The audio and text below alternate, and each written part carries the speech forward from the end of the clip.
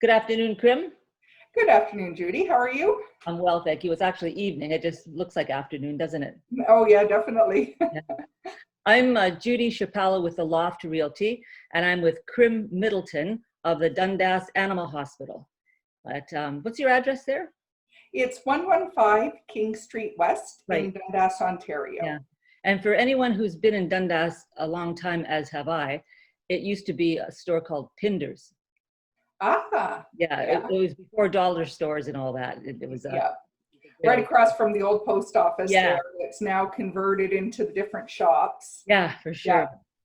Well, I'm looking forward to talking to you, Chrim, and thank you for agreeing to be interviewed.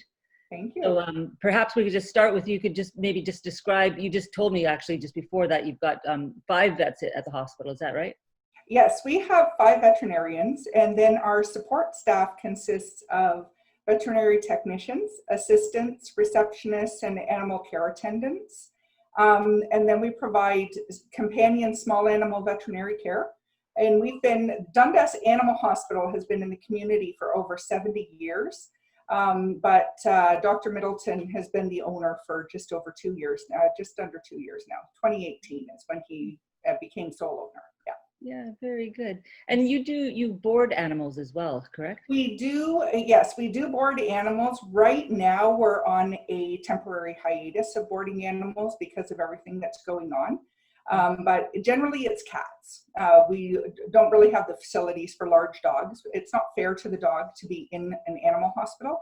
However, if there is medical care that's required, sometimes if it's required, we can do overnight care. But we prefer to use an emergency clinic for that. And where is the closest emergency clinic? The emergency clinic that we use as our support is the Hamilton Region Emergency Vet Clinic, which is downtown Hamilton. It's Okay. basically King and Locke Street in Hamilton. Yeah. Okay. And I think what I gathered was quite interesting about what you do is that you do house calls.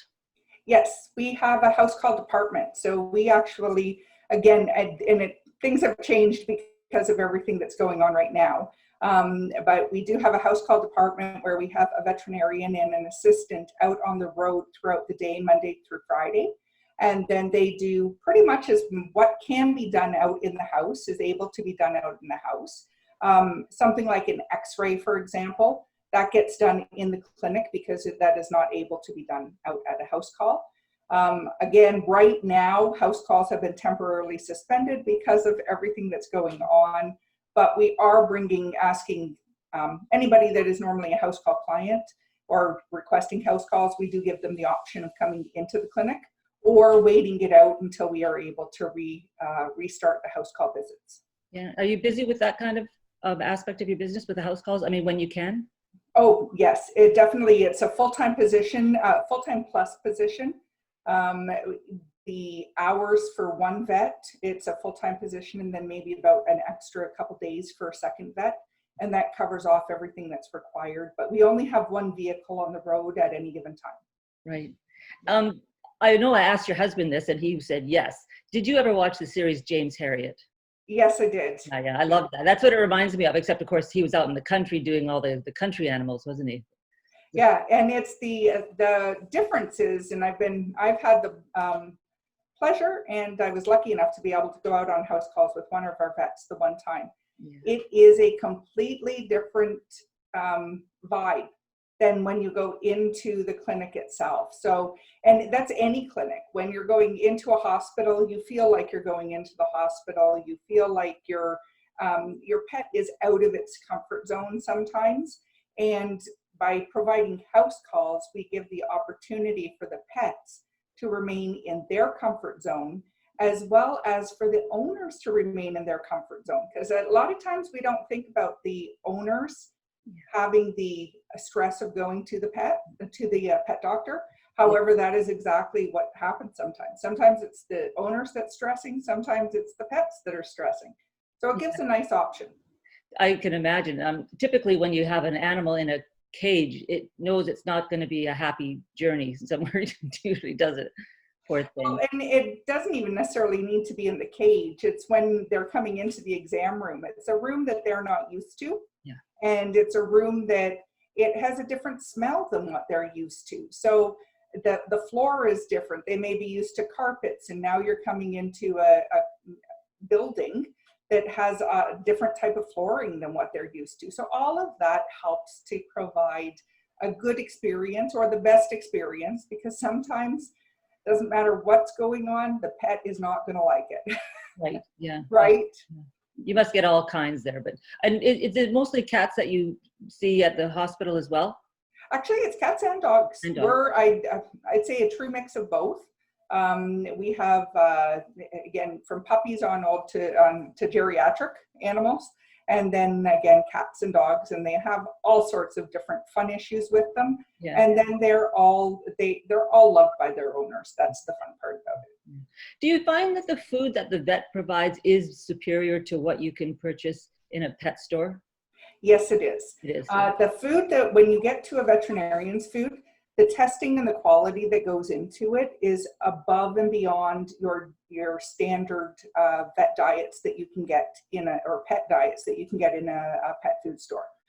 The veterinary specific diets also start to address specific issues that the pets are going through. So for example, if you have a diabetic cat going on to a diabetic food, if there is a cat that is having a kidney issue, then having a food that supports that type of issue so that we're not exacerbating the kidney issue or we're not treating it. So and if you put the pet on the incorrect type of food, it can actually make their issue worse. So it's really good to have that balance come through.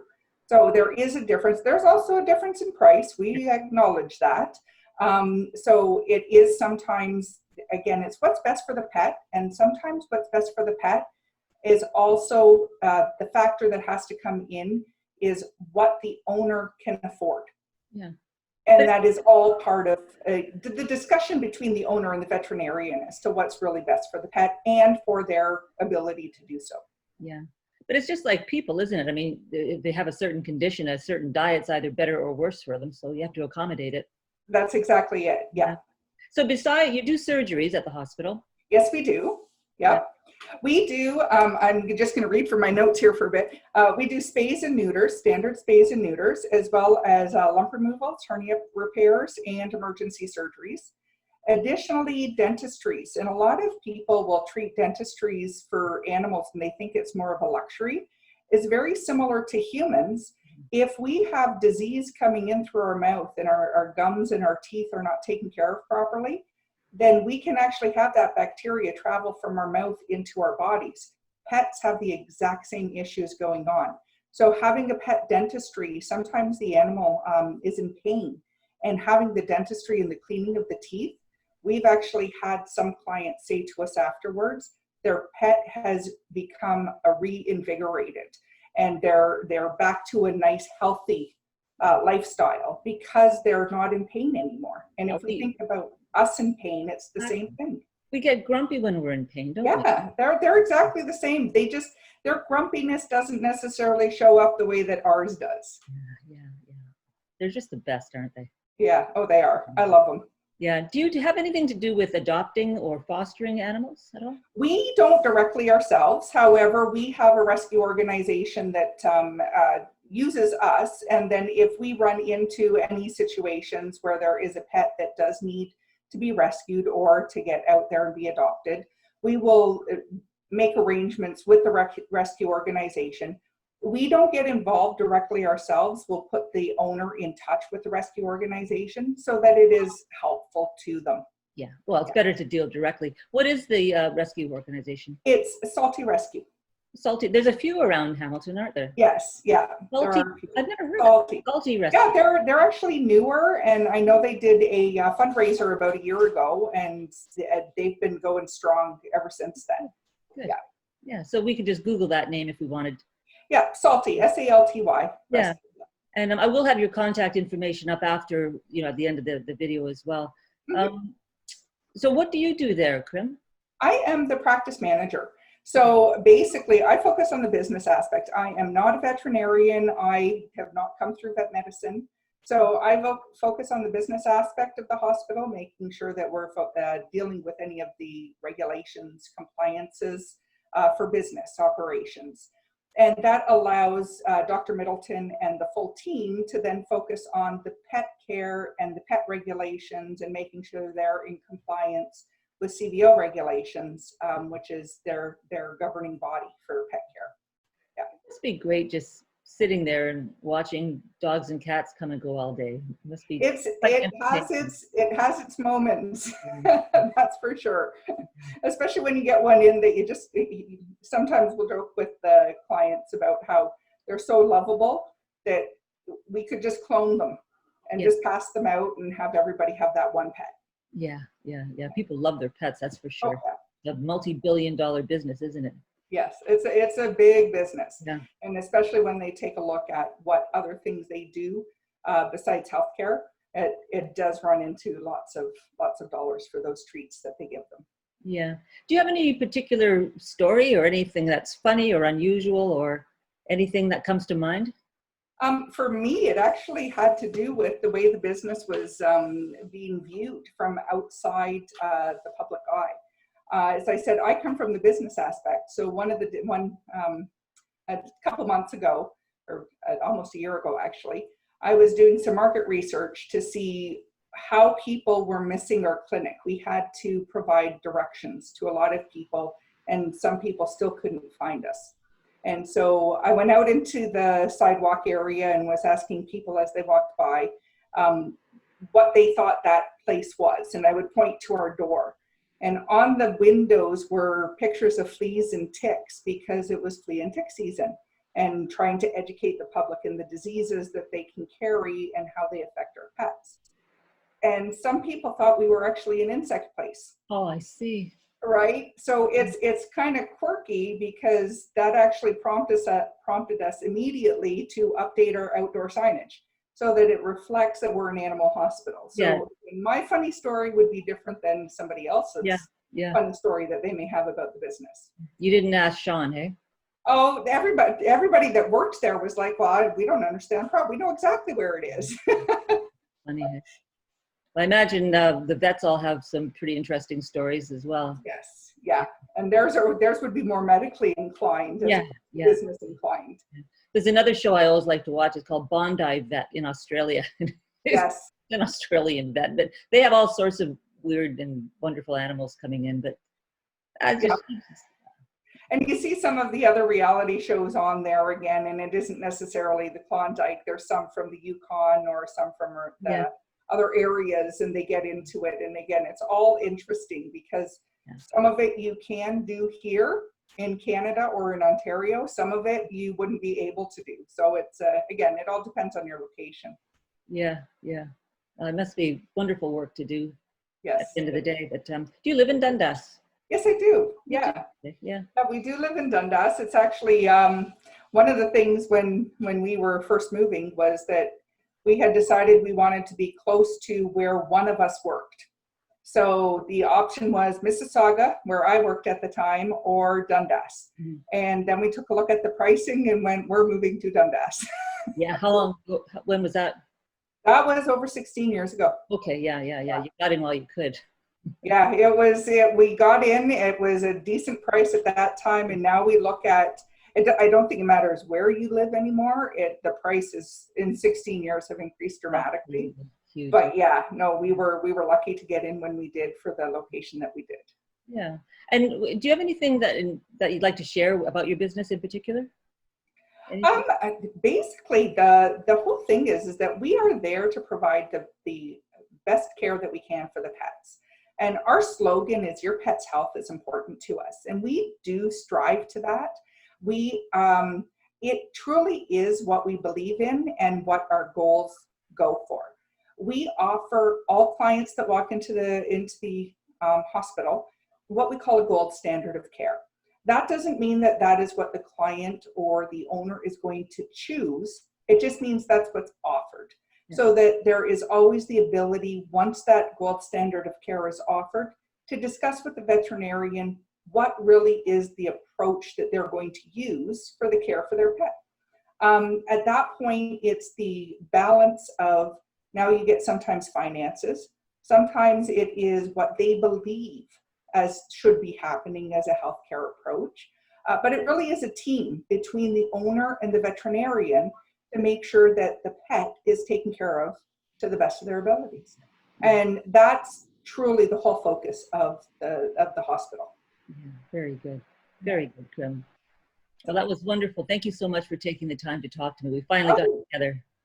Thank you, Judy. It was a great time. And especially in this time right now, everything's going a little bit different than what we're used to, but it's a new and interesting journey for all of us, I think. Do you ever do any consultation online with the pet owners? We actually do some telemedicine. We have 2 levels of telemedicine that come into play. And that has been started because of the COVID situation. Whether it continues when everything is able to be lifted will be all dependent on the governing body, because there are requirements that say that it's called a VCPR, a veterinarian client patient relationship, that has to be established. So it's the governing body that decides how that's done. But with the COVID situation, we've been able to offer some telemedicine.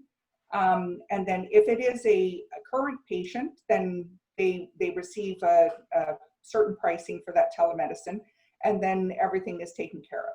If it's a new patient that we haven't seen before, then we do the telemedicine appointment, and then they get a follow-up visit when we're able to get them scheduled in. So it is an offering that comes in, and that's all included in the pricing package for that new patient telemedicine. Makes sense, doesn't it? I mean, for those that either obviously don't drive or live a long way away or don't like driving at night or in the winter. Do you have are a lot of the people who have the service, the house calls, a lot of them are seniors, would you say? Actually, no. There's a good portion of them, don't get me wrong. There is that is one of the demographics that tends to use the house call service. We get a lot of people, they may not have vehicles. So that it may be that they, as opposed to getting a taxi to come to the vet clinic or to go take their pet to the hospital, they are then having the doctor come to them, and then they don't have to pay for the cost of the taxis there and back, or take multiple buses, or again, it's not necessarily that it's a convenience for convenience sake, it's because they don't have vehicles. And then we do have clients that it is convenient for them. It is it's not their age, it's just very convenient for them to have us come to them, as opposed to disturbing their day and then having their day waiting at the hospital. It's you wait at your own home. You're able to do what you want to do until the vet gets there. And then you have the vet appointment, and then you're able to continue doing what you want to do. So it's, so it is, seniors are a good percentage. It's just not that it's the majority of seniors. Well, geez, I won't get that. And it's a lot less stress for the animals, of course, as well. Yes, it is. Yeah. Very good. Well, Chrim, thank you again. I said goodbye once, and I'll say it again. There we go. Well, thank you very much, Judy. It was fun. It was a real pleasure, and all the best. And I'm sure I'll see you again when we could reconvene with our seniors service league. Yes, exactly. And you take care and stay safe. Thank you. You too, Chrim. All the best. Thank you. Okay. Bye for now. Bye. Bye.